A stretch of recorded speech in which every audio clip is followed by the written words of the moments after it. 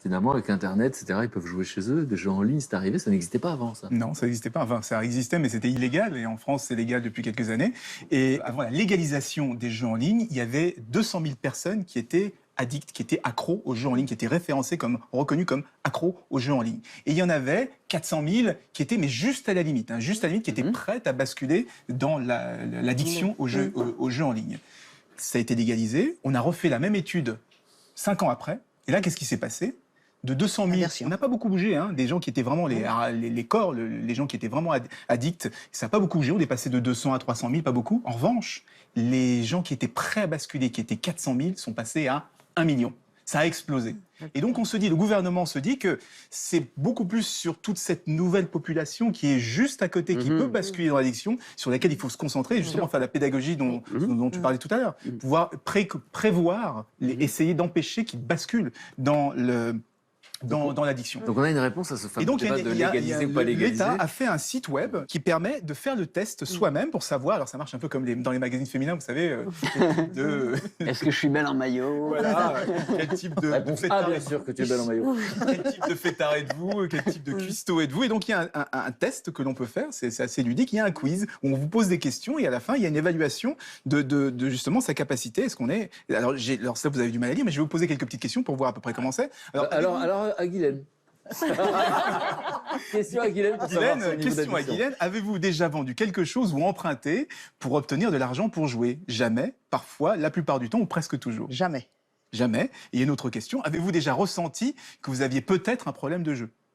Ah ça oui.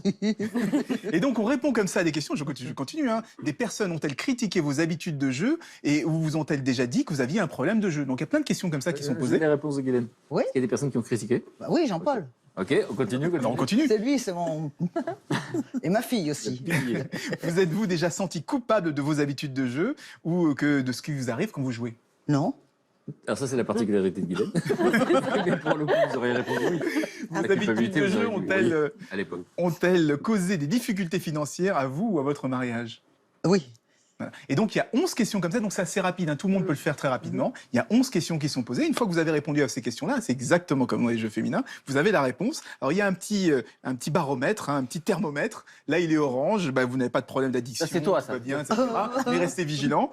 Et il y a la version extrême où là... J'ai mis la tête. Ça, c'est moi? Oui, on a répondu aux questions ensemble, donc vous êtes rouge. Hein. Le but de ce site-là, ce n'est pas de justement vous dire attention, il faut aller vous faire soigner. C'est pas un diagnostic comme un médecin. Hein. C'est vraiment l'intérêt, c'est pédagogique dans le sens où ça va vous dire attention, de donner aux gens un point de repère sur ceux qui se posent la question, mais surtout une prise de conscience des risques, parce que quand on va vous dire vous êtes niveau 1, 8, 9, 21, ce qui est intéressant, c'est de lire ce qui est écrit en dessous.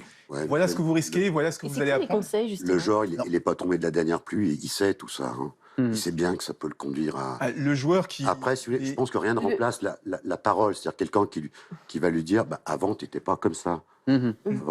Avant, tu payais, enfin, avant, on partait en vacances. Là, ça va, voilà, on va engager...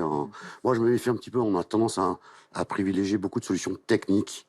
Et on est sur un sujet humain. Alors, c'est pas au détriment. Là, oui, c'est pas bien au sûr. détriment, parce que, pour le coup, je suis contre la technologie, je suis phobique.